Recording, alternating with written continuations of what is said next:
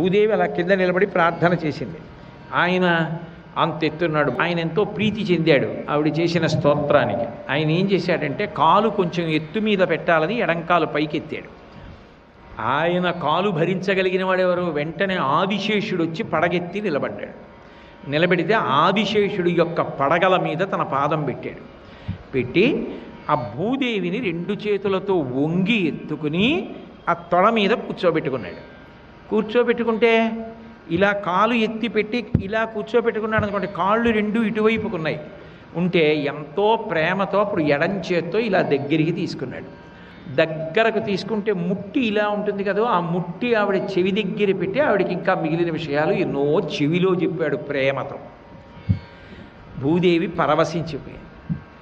అందుకని ఆ ప్రార్థన అంత గొప్పది అంటారు. భూదేవి ఆ ప్రార్థన చెయ్యగానే ఆయన ఆలింగన సౌఖ్యాన్ని కటాక్షించి అలాగే తన తొడ మీద కూర్చోబెట్టుకున్నాడు. ఇప్పటికీ తిరుమలలో ఆదివరాహస్వామి మూర్తిని చూస్తే అబ్బా ఏమందంగా ఉంటుందో. చిన్న మూర్తి ఇలా గుండెల మీద అడ్డంగా అమ్మవారు పడుకుని ఉంటే ఆ ముట్టి ఆవిడ చెవిలోకి ఉన్నట్టుగా ఉంటుంది. కాంచీపురంలో విష్ణుకంచిలో కళ్యాణ మంటపం ఉంది. విష్ణుకంచి కళ్యాణ మంటపంలో స్తంభాలు ఉన్నాయి. ఆ స్తంభాల్లో ఒక స్తంభం మీద భూవరాహమూర్తి, ఇప్పుడు నేను చెప్పిన స్వామి, ఆయన ఆదిశేషుడి మీద కాలు పెట్టినటువంటి మూర్తి పరిపూర్ణంగా చెక్కబడి ఉంటుంది విష్ణుకంచిలో. అది పాదాల దగ్గర నుంచి తల వరకు చూడొచ్చు. ముట్టి కూడా స్పష్టంగా కనపడుతూ ఆయన పెట్టుకున్నటువంటి ఆ ఊర్ధ్వపుండ్రాలు అవి స్పష్టంగా కనపడతాయి. ఆఖరికి ఆ ముట్టి మీద మడతలు కూడా కనపడుతూ ఉంటాయి. ఎంత అందమైన మూర్తో! కాంచీపురంలో విష్ణుకంచిలో కళ్యాణ మంటపంలో స్తంభం మీద చెక్కబడి ఉన్నటువంటి భూవరాహమూర్తి యొక్క ప్రతిబింబ స్వరూపాన్ని మనం ఆదివరాహస్వామి దేవాలయంలో వాయుప్రతిష్టగా పెట్టుకోవడం జరిగింది.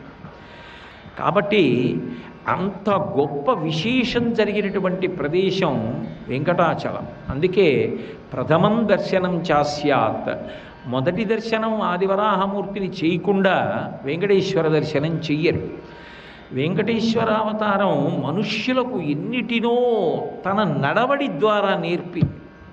ఎందుకని అంటే ఆయన కృష్ణావతారానికి కొనసాగింపు, అది పరిపూర్ణావతారం అని మీతో అనేక పర్యాయములు నేను మనవి చేసి ఉన్నాను. అందుకే అన్ని అవతారాలు అందులోకి వెళ్ళిపోతాయని వేదోద్ధారణ మందరాభరణ పృథ్వీధర్మ నిర్మాణ ప్రహ్లాదత్రాణ బలిప్రతారణ నృపాహంకార నిర్వాపణ వైదేహీరమణ ధనంజయ జయ వ్యాపార పారీణ క్షోణీ దివ్యత్కరుణ తమోహరణ తండ్రి వెంకటేశ ప్రభో అంటారు.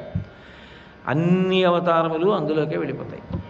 అందుకే ఇందరికీ అభయం మిలిచ్చు చేయి కందువకు మంచి బంగారు చేయి అంటూ అన్నమాచార్యుల వారు ఆయన చేతిని అడ్డుపెట్టి దశావతారాలు చూపిస్తారు.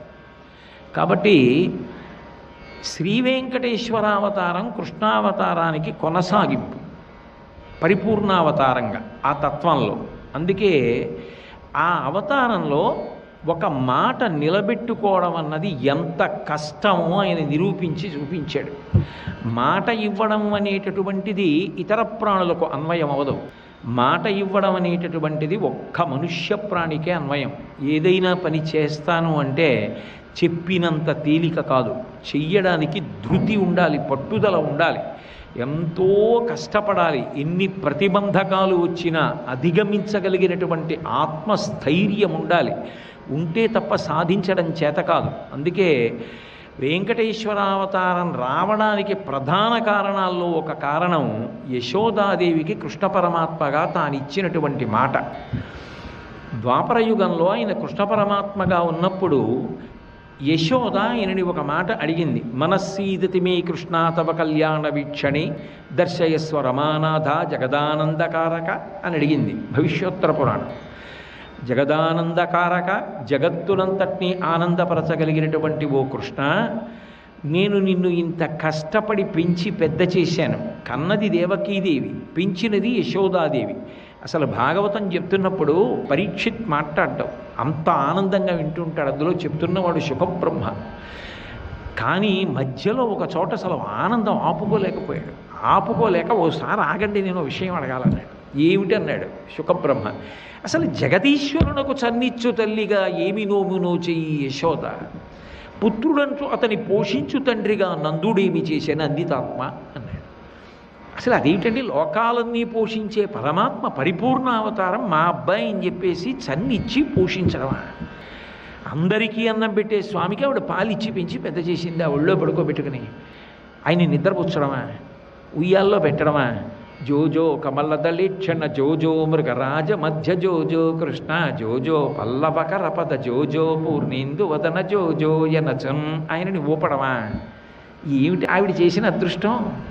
అసలు లోకాలన్నింటినీ ఇలా వేలు చూపించి భయపెట్టగలిగిన పరమాత్మని ఎక్కడికి వెళ్ళారు ఇప్పటిదాకా అని నందుడు ఇలా అండమా? ఏమిటి వాళ్ళిద్దరూ చేసుకున్న భాగ్యం ముందు నాకు చెప్పండి అన్నాడు పరీక్షిత్. సర్వం శ్రీ ఉమామహేశ్వర పరబ్రహ్మార్పణమస్తు. స్వస్తి.